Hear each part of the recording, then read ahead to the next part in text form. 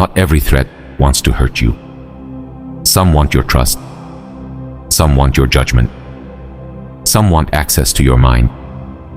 They do not arrive loudly. They do not announce themselves as danger.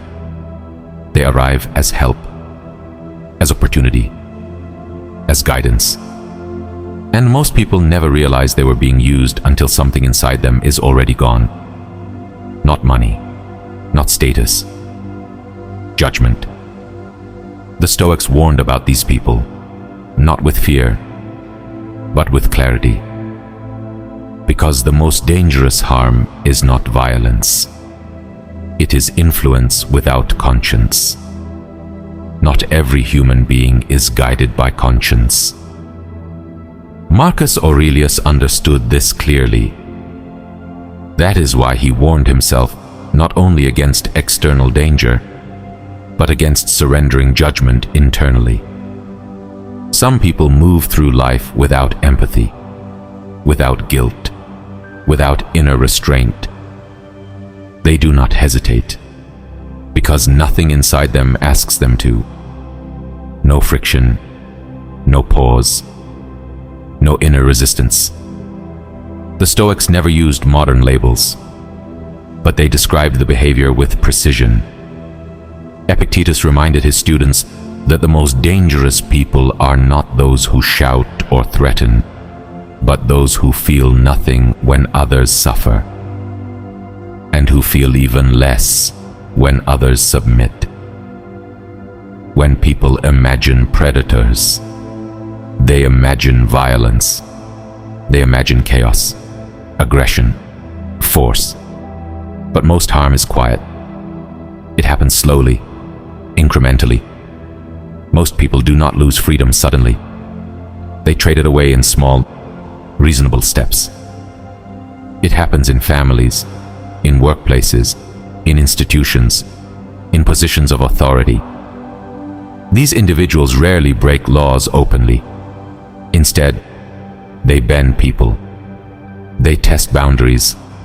They reward compliance. They punish resistance quietly. They manipulate trust. They extract resources. They take without reciprocation. And they do it so gradually that people blame themselves instead of the pattern. Maybe I'm overreacting. Maybe it's my fault. Maybe I should be more accommodating, Seneca warned. Power attracts those who lack the inner weight to carry it responsibly. And the more centralized power becomes, the more appealing it is to those who crave control rather than responsibility. Predatory individuals rarely appear dangerous. They appear confident, charming, decisive. They speak with certainty. They offer solutions. They promise relief. Marcus Aurelius cautioned himself not to confuse confidence with virtue. Because some people wear a mask not to hide weakness, but to hide absence. Absence of empathy. Absence of conscience. Absence of restraint. Stoicism teaches that character reveals itself over time, not in words, but in patterns. How they treat those who cannot offer anything in return. How they respond when no one is watching. How they behave when power is secured.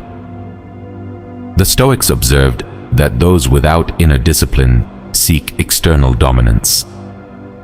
Not because they are strong, but because they are empty. They pursue stimulation, excitement, control over others, because control compensates for the lack of inner order. Seneca wrote, "A person who cannot govern himself will eventually try to govern others." Power becomes intoxicating when nothing inside offers resistance. And when resistance is absent, damage spreads quietly. Stoicism is not naive. Marcus Aurelius never believed that all people could be corrected. Epictetus taught, "Your task is not to fix others, but to protect your judgment from them. Those without conscience do not see themselves as broken. They see their condition as an advantage. They learn quickly who can be pressured, who can be guilted, who can be influenced. This is why reason fails against them, why appeals to empathy fall flat. Stoicism does not tell you to confront such people. It tells you to withdraw clarity from them. Your defense is not suspicion, it is discernment. Not fear, but distance. Marcus Aurelius wrote, "You must be careful not to let another person's lack of virtue infect your own mind." Stoicism teaches, observe actions, not promises. Watch consistency, not charm. Protect boundaries, without hostility. You do not defeat predators by becoming aggressive. You defeat them by becoming unreachable, by refusing to offer what they seek most: access. The Stoics warn that societies decline not because of chaos, but because judgment erodes. When people stop examining who they follow, who they trust, and who they empower, predatory individuals rise quietly, not through force, but through compliance, through silence, through fatigue, through resignation. What is tolerated repeatedly becomes normalized.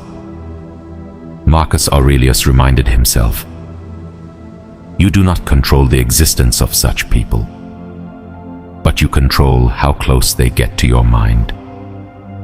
Stoicism is not about paranoia, it is about clarity, because a disciplined mind is difficult to exploit, and a person who governs himself is never easy prey, not because he fights, but because he sees.